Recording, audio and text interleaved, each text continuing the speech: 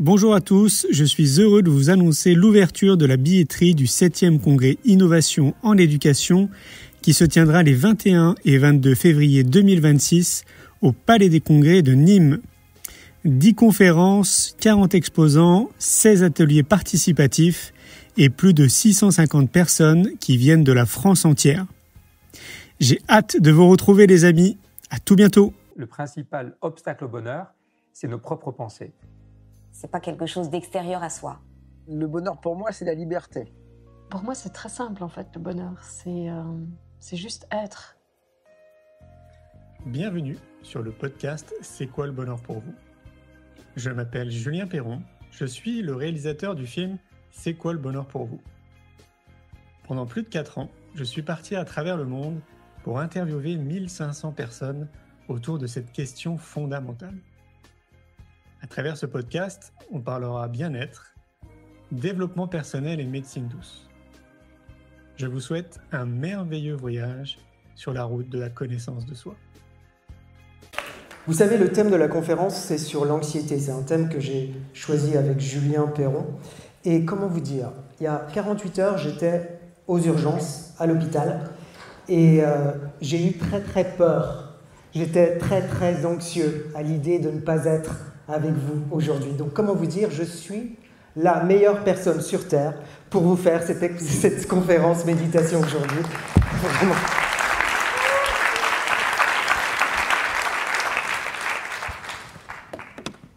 Et on va commencer très rapidement et simplement. Je vais vous poser une série de questions et il vous suffira de lever la main. D'accord ? Qui a déjà été anxieux ? Quand je dis anxieux, pas une fois. C'est-à-dire un état anxieux prolongé au moins une fois dans sa vie. Oh my God. Je vais tout de suite poser la question inverse. Qui n'a jamais été anxieux une fois dans sa vie ?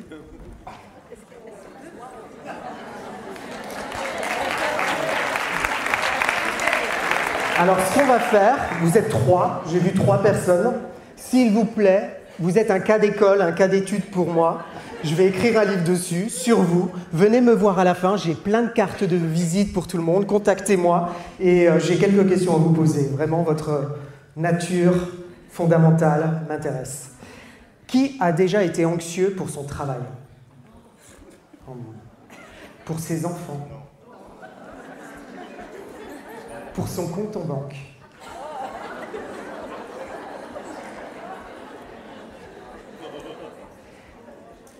Plus tricky, qui a déjà été anxieux en amour?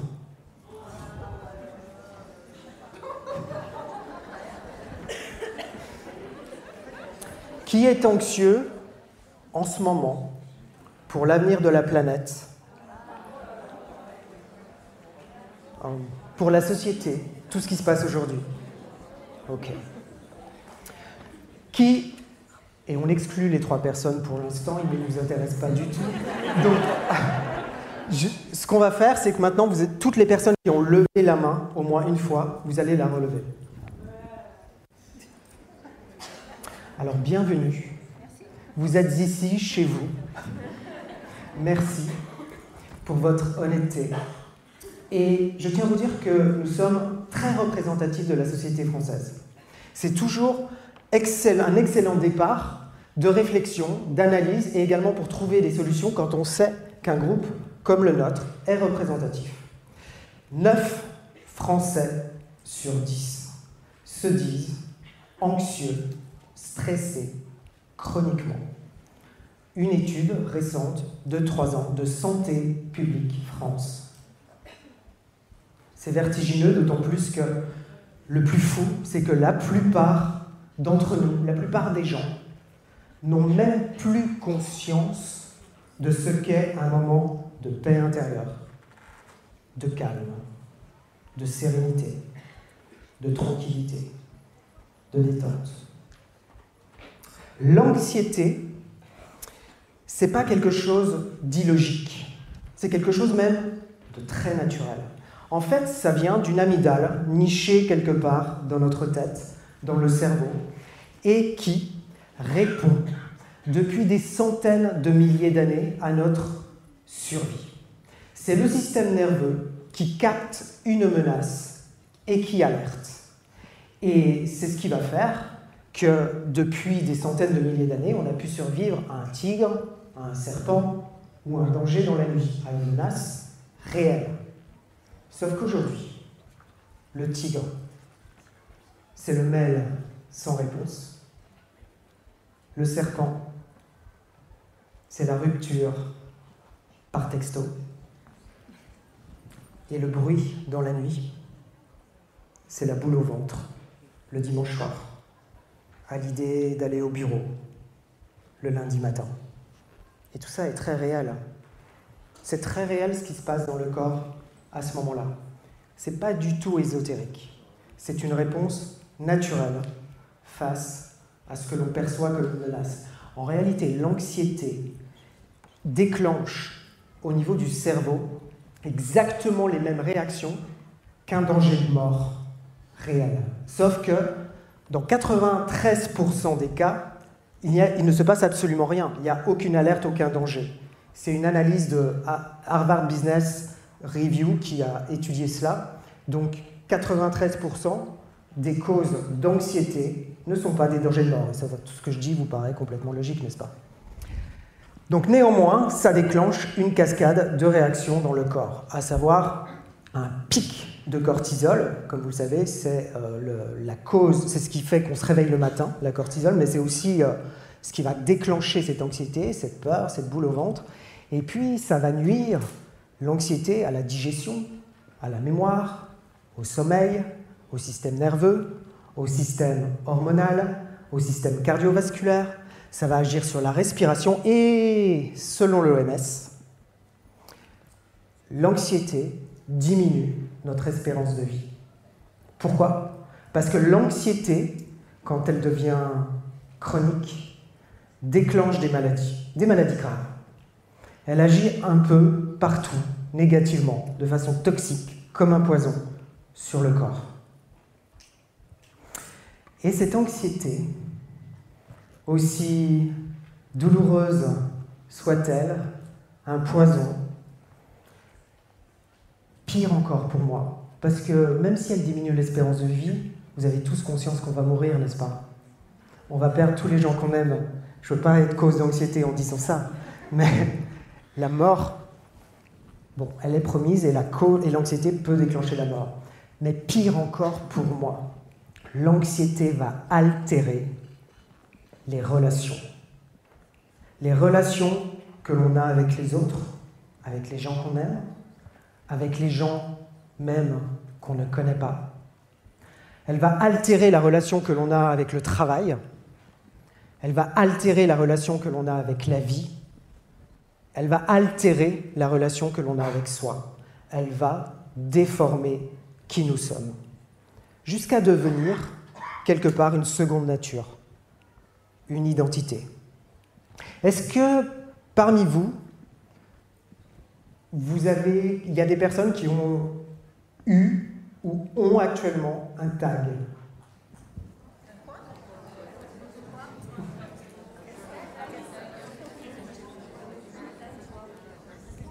Nous sommes deux.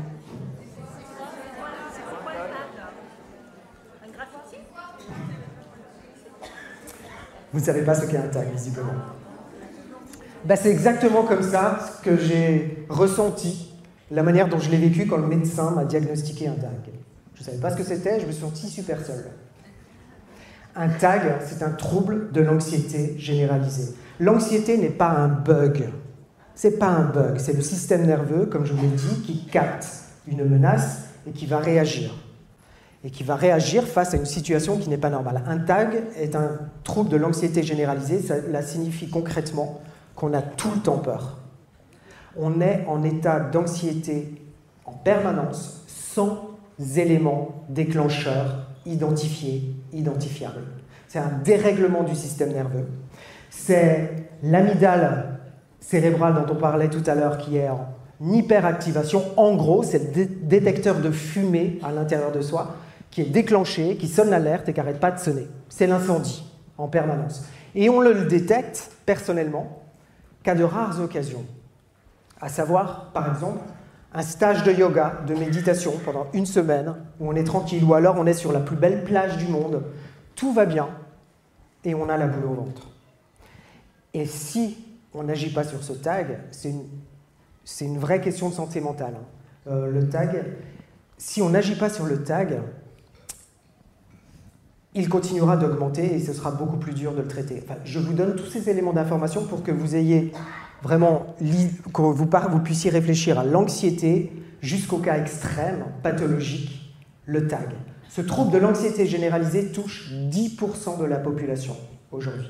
Il y a un boom de 30% depuis 5 ans. Rappelez-vous ce qui s'est passé il y a 5 ans. Et ça touche un tiers des jeunes. Donc il y a une augmentation en ce moment de diagnostic du tag. Et le pire encore, pire que tout ça, de l'anxiété, c'est que vous pouvez vivre le plus beau moment de votre vie, un moment magique, le moment le plus précieux, un moment unique, et sombrer intérieurement, être victime de l'anxiété, littéralement, être dans l'incapacité de pouvoir apprécier. Je vais vous raconter une toute petite histoire à ce sujet. 2017, le Grand Rex, j'organise, un peu comme là, la toute première conférence du maître consacré spirituel dans le monde qui s'appelle Eckhart Tolle, qui a écrit Le pouvoir du moment présent. Et qui a lu Le pouvoir du moment présent? Oh, je vous aime. Vous êtes tous mes amis. Eckhart Tolle a écrit Le pouvoir du moment présent, qui est vraiment un incontournable du développement personnel et spirituel et Nouvelle Terre. Et à l'époque, j'ai organisé la première venue, enfin l'unique venue, parce qu'il n'est jamais revenu d'ailleurs, d'Eckhart Tolle au Grand Rex, 3000 personnes. C'était un événement national, dans le sens où France 2 m'a contacté, le JT de Laurent Delahousse, pour dépêcher des journalistes, pour filmer l'événement, pour être présent, pour interviewer Eckhart Tolle. Sauf que Eckhart Tolle refuse toutes les demandes d'interview partout dans le monde, sauf une. Eckhart Tolle aime le luxe. Les seules interviews qu'il accepte, c'est par Oprah Winfrey. Pourquoi? Parce qu'Oprah Winfrey va dans le fond. Elle parle des livres, elle parle de spiritualité, elle parle de conscience, elle parle de tout ce qu'on peut changer. Les autres n'ont pas cette intention générale. Mais Eckhart Tolle apparaît. Je parviens, je ne sais pas comment, à le convaincre de répondre à la demande d'interview de France 2. On est en coulisses, la journaliste est présente. Le deal que j'ai avec la journaliste, c'est on vous donne cette autorisation, Eckhart Tolle est d'accord, mais on parle des livres, on parle du message, on parle du contenu. Première question. Est-ce que vous êtes un gourou à la tête d'une secte? Combien vous gagnez d'argent? Deuxième question. Troisième question. Les livres de bien-être, vos livres de bien-être, de spiritualité, est-ce que ce n'est pas une escroquerie pour profiter de la détresse et de la misère humaine? Voilà. Et il y a eu 5 questions et j'ai oublié les 2 autres, mais elles étaient exactement du même acabit. L'entourage d'Eckhart Tolle me regarde durant l'interview. Moi, comment vous dire? Je fonds de panique. Eckhart Tolle reste Eckhart Tolle, souriant, répond aux questions avec intelligence, tranquillement. L'interview se termine. Eckhart Tolle file dans sa loge. Il se retire. Tout ce que je vous dis est vrai. Et il médite pendant 2 heures devant un bouquet de fleurs blanches avant d'entrer sur scène. Moi, je remercie la journaliste en disant « je ne suis pas content ». Et j'ai vraiment très très peur à ce moment-là de ce qui va se passer. Donc je commence à aller aux toilettes toutes les 20 minutes. Ensuite, je vérifie le son, la lumière, enfin tout ce que je peux contrôler, en fait, je le vérifie. Et surtout une chose, la traduction. Parce qu'Eckhart Tolle ne répond pas aux questions des journalistes à part Oprah Winfrey, mais il déteste aussi les traductions. Il refuse en fait les traductions. Donc j'ai réussi à le convaincre, encore une fois, qu'il y ait une traduction. Et la seule traduction qu'il a acceptée, c'est comme à l'opéra, vous savez, les sous-titres. Sauf qu'à l'opéra, il y a les textes avant. Donc c'est très facile de faire défiler les sous-titres. Là, Eckhart Tolle, il entre sur scène et c'est pas ce qu'il va dire. Donc il improvise. J'ai trouvé une équipe, je vous passe les détails, mais qui accepte. À l'époque, il y avait déjà les débuts de l'intelligence artificielle. Donc il y a une équipe de 10 personnes qui travaillent au sous-titrage en live. Mais pour que ça marche, la condition, c'est que Eckhart Tolle parle très lentement. Ce qu'il fit pendant les 30 premières minutes. Et puis, pris par la grâce et le flot, d'un seul coup, Eckhart Tolle s'est mis à parler hyper rapidement, et puis surtout, par-dessus tout, ce qui est pire pour un traducteur, il a commencé à sauter du coq à l'âne, à enchaîner les idées, à ne pas finir ses phrases. Donc imaginez ce que ça donne sur un sous-titrage.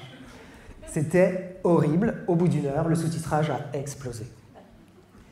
Donc, les 3000 personnes présentes, 82%, parce qu'on a fait des statistiques, ne parlaient pas anglais. Comment dire? Ils s'en sont pris à moi.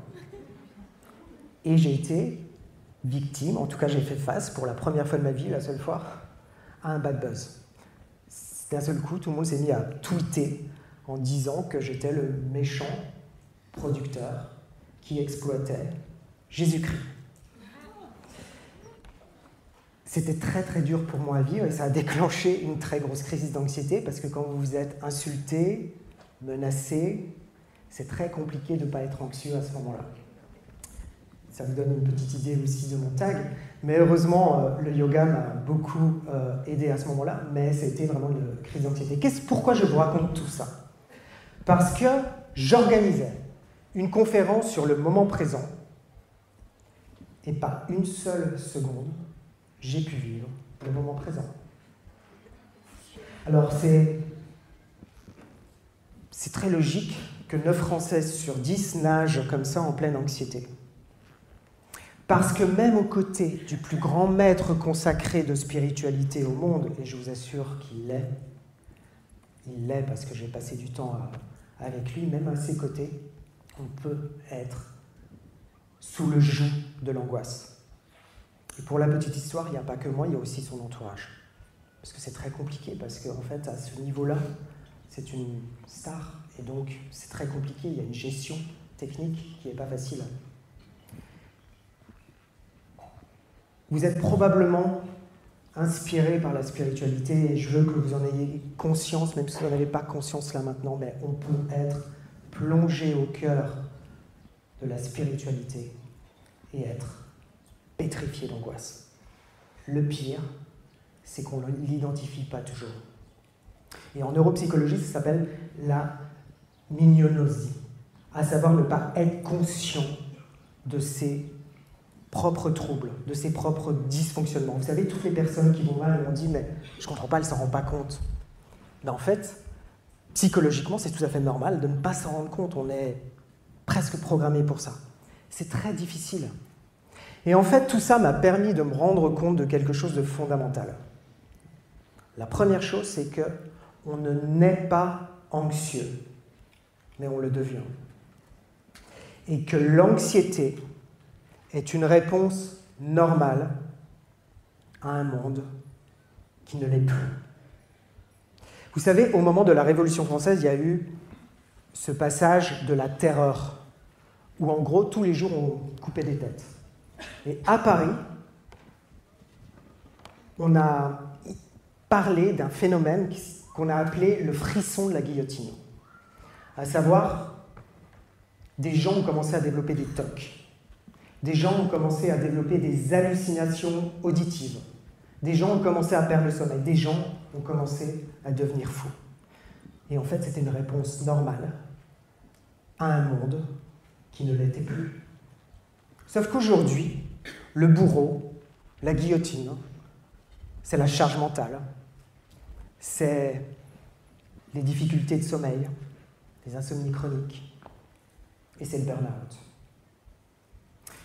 L'anxiété est une alerte, c'est un message qui cache un besoin fondamental. Et ce besoin fondamental, c'est la détente. C'est stupide ce que je dis. C'est juste la détente. En fait, je vais vous raconter une autre histoire. Quand j'ai été adolescent, en fait, je suis né avec des chocs émotionnels, des gros traumas. Je ne vais pas vous raconter ma vie et les détails de ça, mais le genre de trucs qu'on lit dans les journaux, les faits divers. Et c'est en fait ce genre de trucs qui, psychologiquement, crée de l'anxiété et des tags, vous voyez ? Et adolescent, j'ai eu une chance incroyable, alors que j'étais né dans un champ d'oignons, c'était de découvrir le yoga. Il n'y avait rien autour de chez moi, juste un cours par semaine d'une femme qui enseignait le yoga. À l'époque, personne n'avait entendu, enfin, en tout cas chez moi, personne n'avait entendu parler de yoga. C'était vraiment pas du tout à la mode. Et donc j'y suis allé. Je ne savais pas ce que j'allais faire, si j'allais dessiner, danser, enfin j'en savais rien. J'y suis allé en jean, en basket et en pull. Je suis arrivé et ma prof de yoga, elle est devenue ma prof de yoga, m'a dit « Mais tu vas pas faire du yoga comme ça ?» J'étais donc sur le point de repartir et elle a sorti de son sac un legging rose. Je l'ai mis et j'ai fait 1h30 de yoga avec elle. Et au bout de 30 minutes, en savasana, vous savez, quand on est allongé comme ça sur le tapis, mon corps a commencé, pour la première fois de ma vie, à se détendre, à se relâcher. Toutes les tensions ont commencé à fondre. C'était déjà incroyable de vivre ça, mais il s'est passé encore quelque chose d'autre. C'est que j'ai eu la sensation physique que mon corps s'ouvrait. Plus subtilement encore, que mon cœur s'ouvrait. Et à ce moment-là, j'ai senti que j'étais couché sur la terre, suspendu dans l'espace, que j'étais dans un face-à-face avec l'univers, que je respirais. Et j'ai vécu une expérience, et j'ai compris bien plus tard, qui s'appelle le samadhi dans le yoga, qui est un état d'unité, et un état quasi mystique qui est rare. Mais avant cela, j'ai compris que c'est la détente qui m'a donné accès à cet état-là. C'est un état qui est mesurable scientifiquement. C'est un état qui est reproductible. Et c'est un état qui guérit. La détente va faire que le cortisol dont on parlait tout à l'heure, cette hormone du stress qui est nécessaire à la vie, j'avais un peu de cortisol avant de venir là, vous voir, eh bien, commençait à redescendre, le système nerveux commençait à relâcher, à se reprogrammer, mon corps commençait à se régénérer. Et c'est un état de détente qui guérit émotionnellement, psychologiquement et physiquement. Il y a beaucoup d'études, que je n'ai pas le temps de détailler là-dessus, mais il y a beaucoup d'études qui font le lien entre la détente, le lâcher-prise et la guérison. Et j'ai découvert 2 choses essentielles qui, pour moi, sont des convictions aujourd'hui.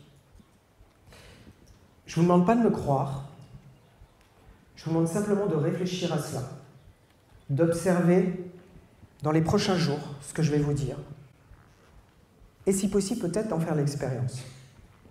La première chose, c'est que je pense que le corps, c'est l'inconscient.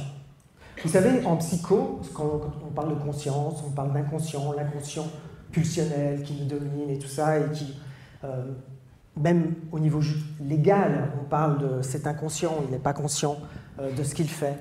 Tout ce qu'on parle d'inconscient, c'est quoi l'inconscient ? Scientifiquement, on n'a jamais pu le géolocaliser quelque part dans le cerveau. On ne sait pas ce que c'est en fait. C'est simplement une absence de conscience.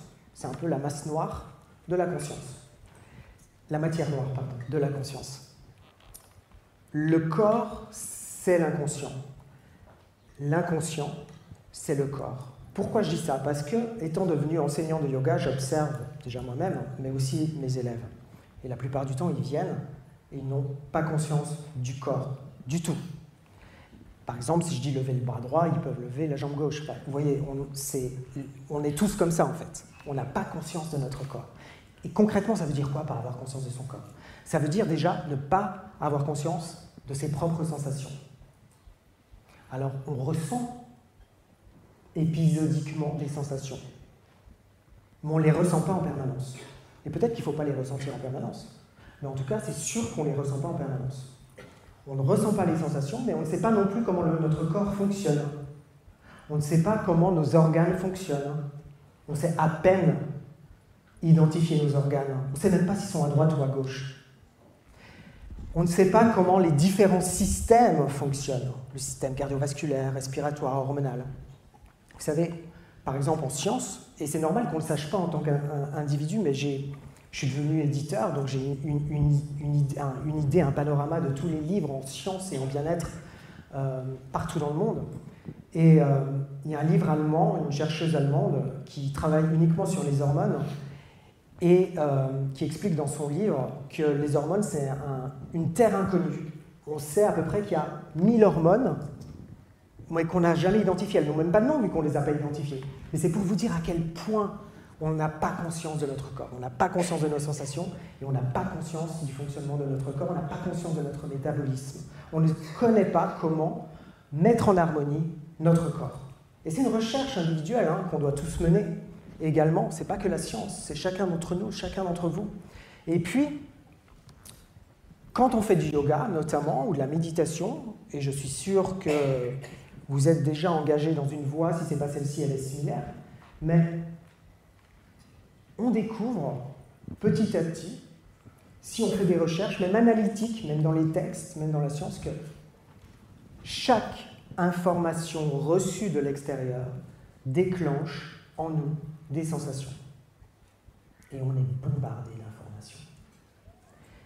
Et quand je parle d'informations, ça va des vidéos sur TikTok, ça va de la porte qui claque et qui nous surprend, ou ça va d'un bisou que je vous donne là en ce moment. Là, on se donne de l'information, on partage de l'information. Et ça déclenche en nous des sensations dont on n'a absolument pas conscience. Et ces sensations, dans notre corps complètement aveugle et sourd, eh bien, elles vont remonter à la surface. Le fond remontant à la surface. Et ça va donner lieu à des pulsions, des désirs.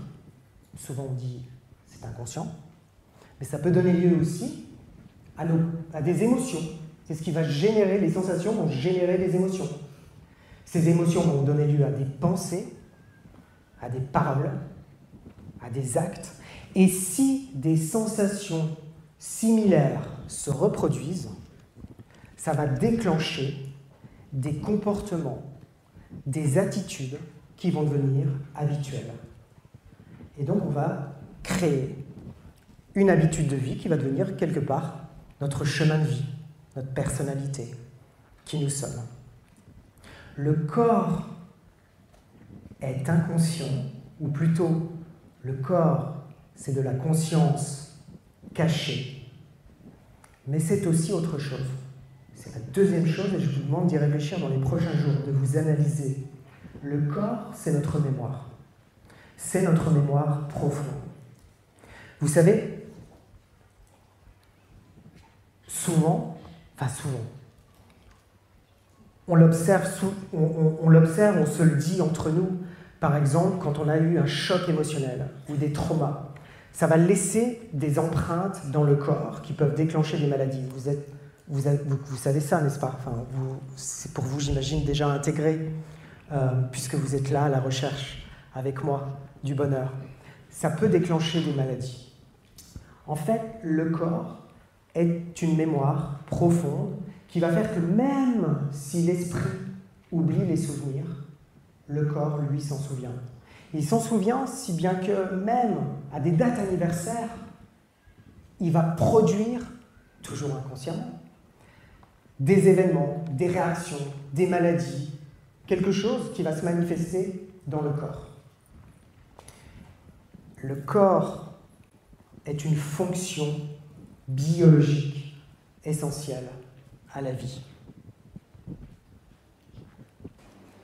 Installez-vous confortablement et fermez les yeux.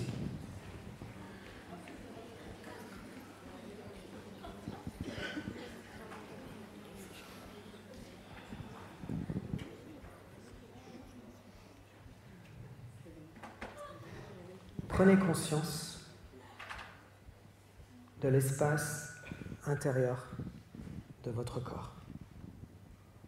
Ressentez le volume de votre corps.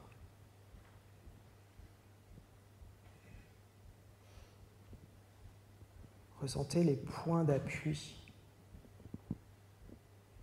de votre corps sur le sol, la chaise.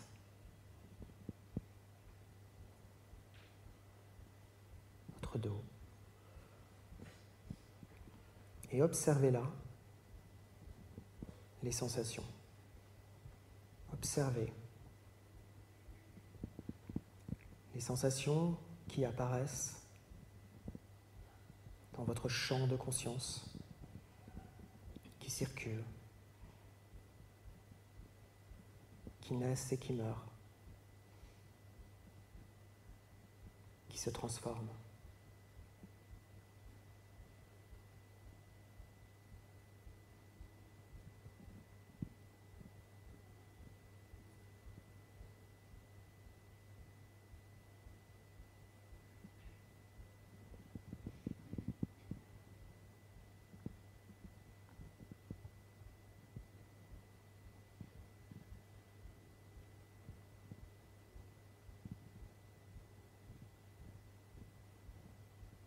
Puis,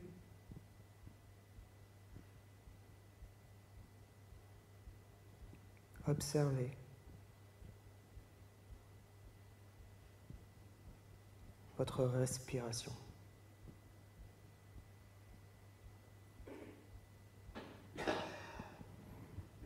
Sans chercher ni à la contrôler, ni à la modifier.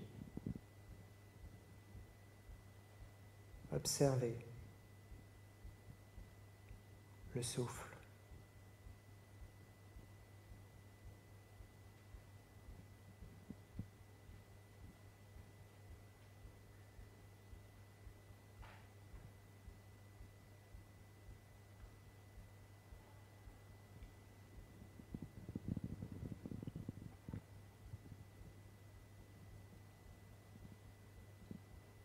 Observez le souffle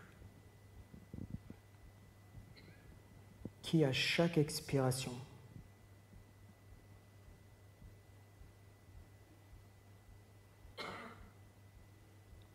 relâche les tensions.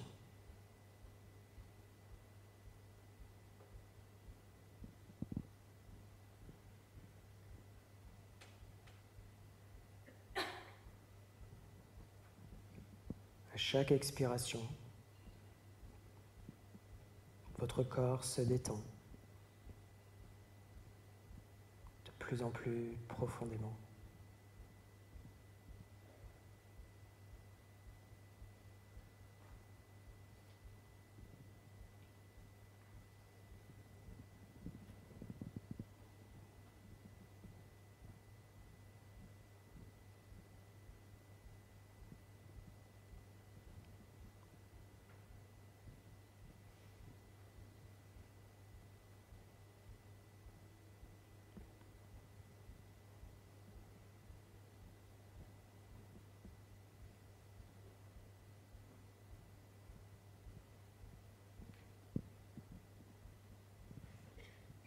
Et à chaque inspire, à chaque inspiration, observez que votre nez est le sas, le point de contact, le seul point de contact permanent, de liaison avec l'univers tout entier. À chaque inspire, l'air vous pénètre et à l'expiration, relâche les tensions.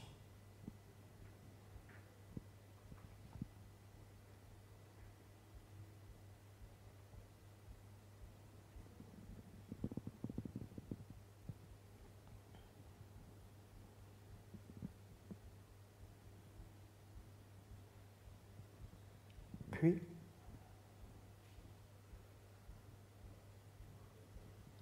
prenez conscience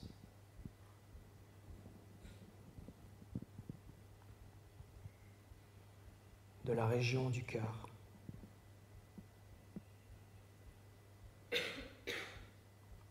L'espace du cœur.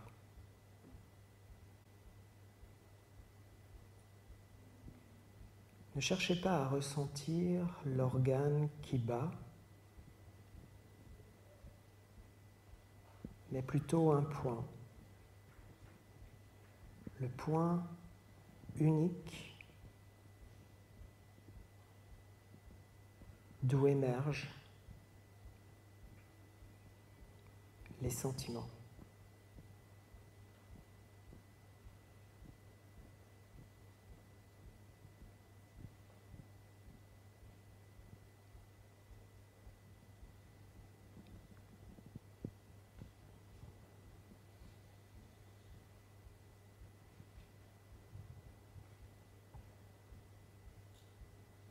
Puis,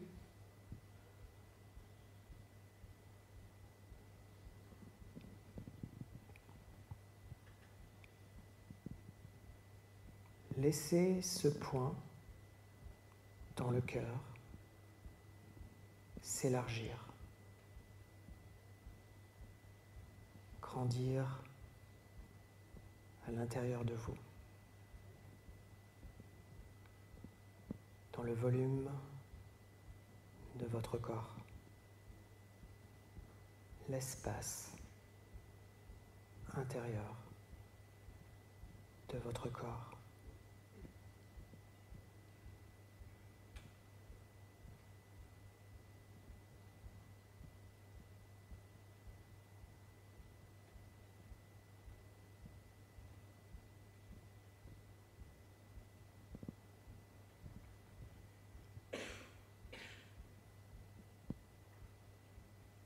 Puis,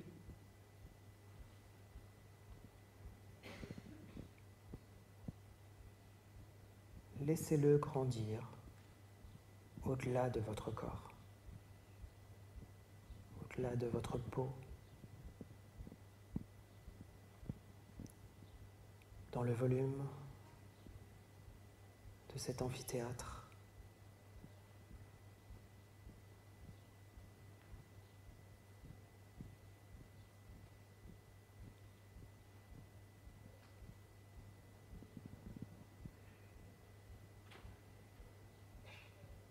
Continuez de le faire grandir au-delà, dans la ville.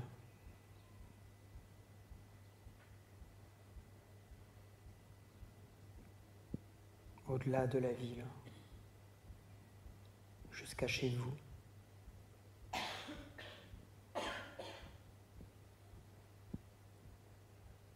Laissez-le grandir, s'élargir partout sur Terre.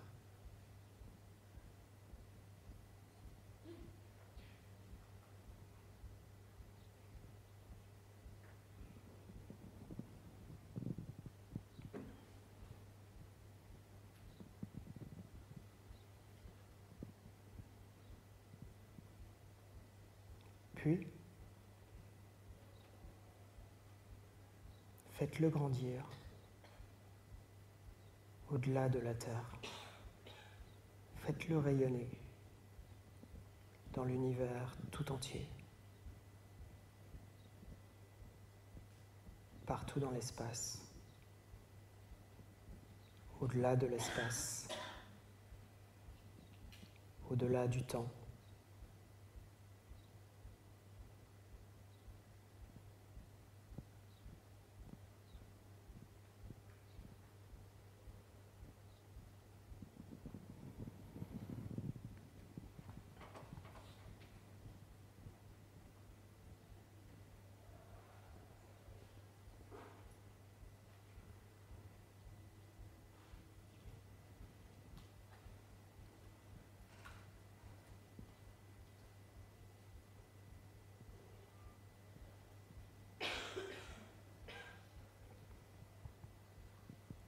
puis,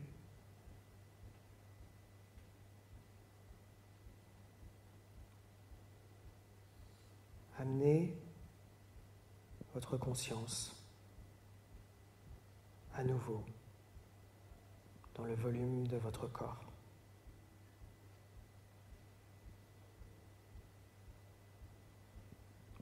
Ressentez l'espace intérieur de votre corps, les sensations nouvelles.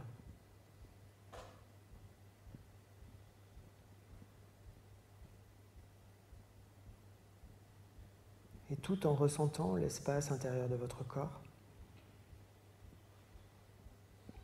continuez de ressentir ce que les kabbalistes appellent le point dans le cœur.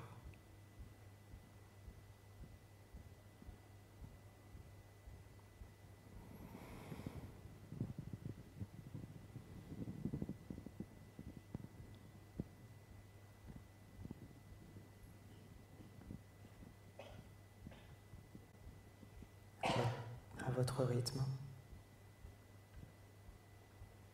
lentement, vous pourrez ouvrir à nouveau les yeux et éventuellement vous étirer, remettre du mouvement dans votre corps.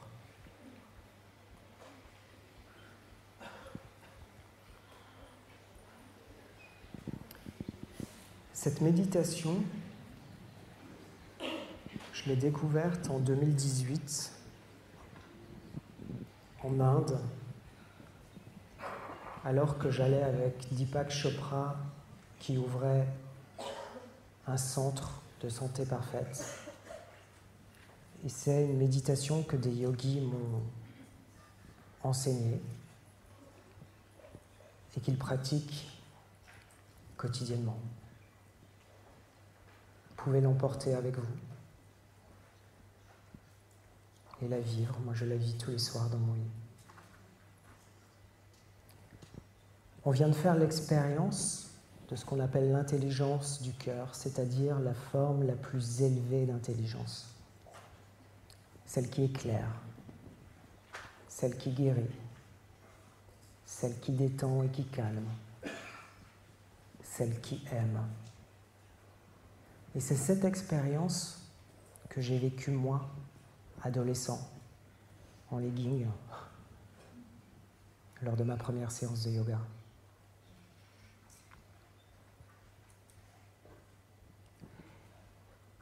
Et alors que j'étais adolescent, j'ai eu beaucoup de difficultés à comprendre si juste par la détente de notre corps, on est capable de vivre un état d'amour infini, absolu.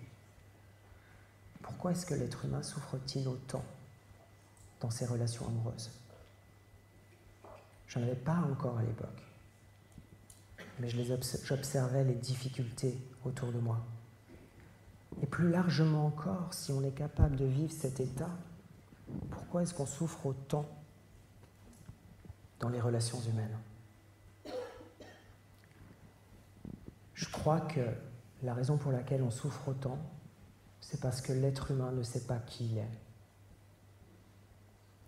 Ne sachant pas qui il est, il sait encore moins qui il aime, qui il a en face de lui. On peut passer 30 ans dans le même lit avec une personne sans vraiment se connaître. Et la raison pour laquelle on ne se connaît pas, et ça boucle avec ce qu'on a dit au début, c'est parce que notre personnalité est construite sur un faux soi, sur des croyances de soi, sur des identités. Quand j'étais à l'université de Cambridge, où j'ai fait des études, le professeur d'anthropologie nous expliquait que nous avions une 60aine d'identités actives auxquelles nous nous identifions. Et c'est à partir de là qu'on entre en relation, que l'on aime, que l'on tisse une relation avec soi.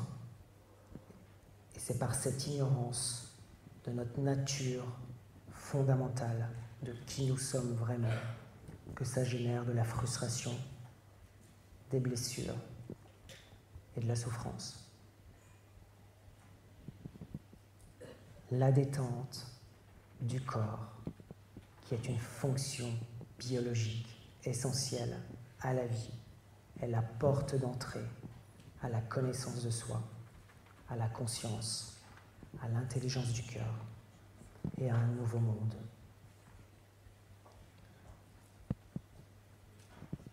Je suis peut-être rêveur, mais la raison pour laquelle je suis devant vous, et j'espère que c'est la raison pour laquelle vous êtes là aujourd'hui, c'est parce qu'on peut vivre ce changement, cette révolution, tous ensemble. Et la bonne nouvelle, c'est qu'on n'a pas besoin de la vie ou de l'assentiment de tout le monde. On n'a même pas besoin de la majorité des gens. Toutes les révolutions commencent par une minorité d'individus engagés, reliés et portés par une force collective. Et c'est la force de cette force collective qui, à un moment donné, atteignant une masse critique d'individus, va générer un changement de conscience et un changement de société. Selon les kabbalistes, il suffit de 10% de gens qui effectuent un même travail spirituel tourné vers le collectif, porté par un désir de partager. 10% d'individus. Alors j'ai fait un rapide calcul. Nous sommes 0,0009% de la population française et 0,00007% de la population mondiale. Alors on est très loin encore de la masse critique. Mais la raison pour laquelle je suis là devant vous, c'est pour générer, alimenter, nourrir cette force collective.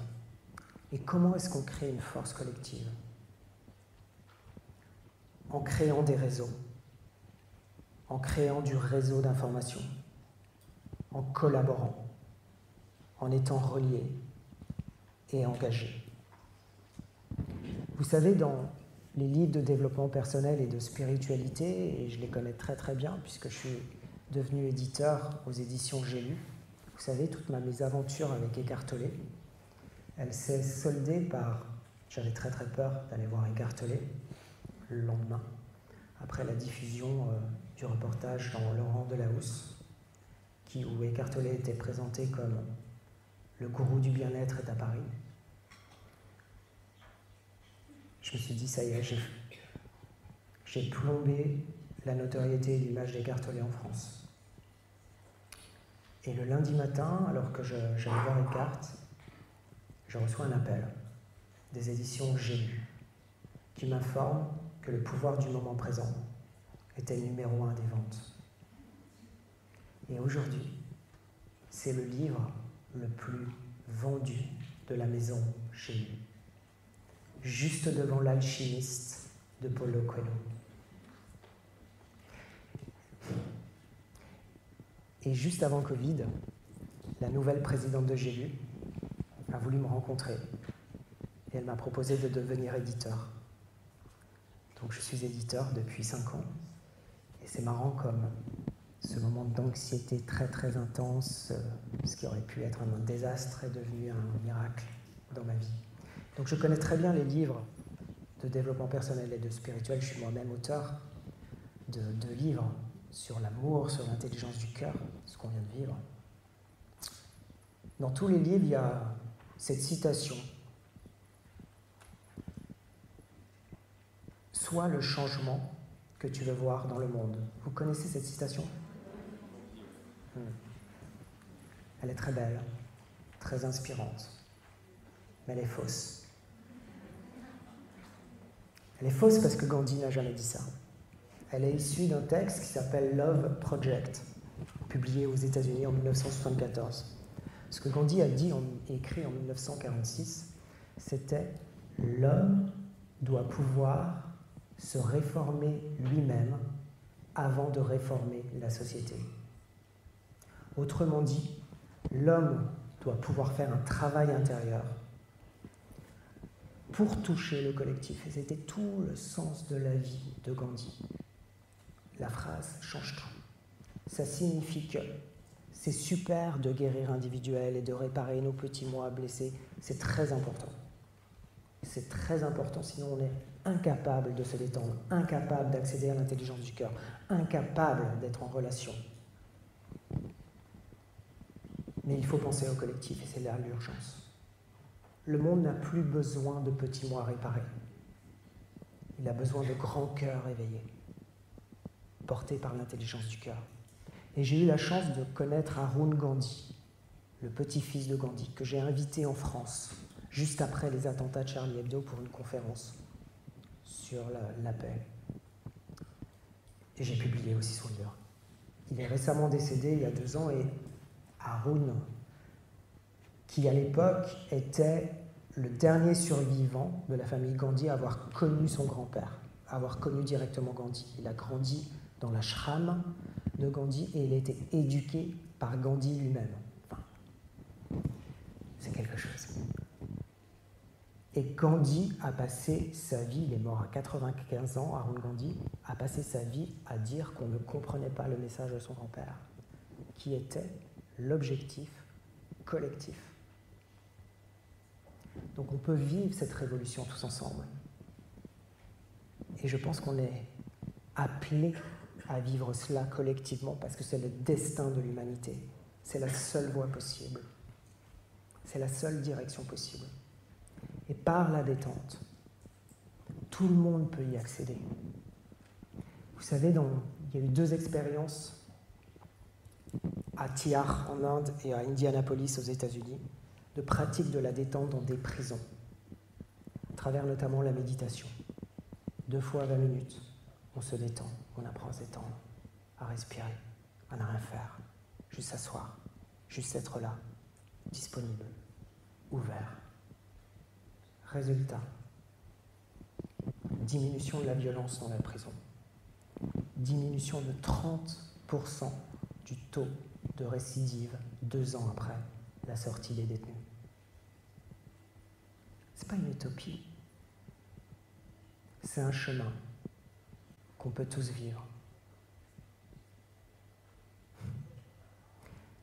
Je vais paraphraser le Talmud d'un grand rabbin en vous posant ces 2 questions. Si ce n'est pas nous, qui ?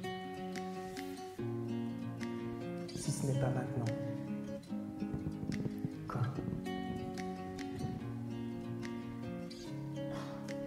Je vous remercie infiniment.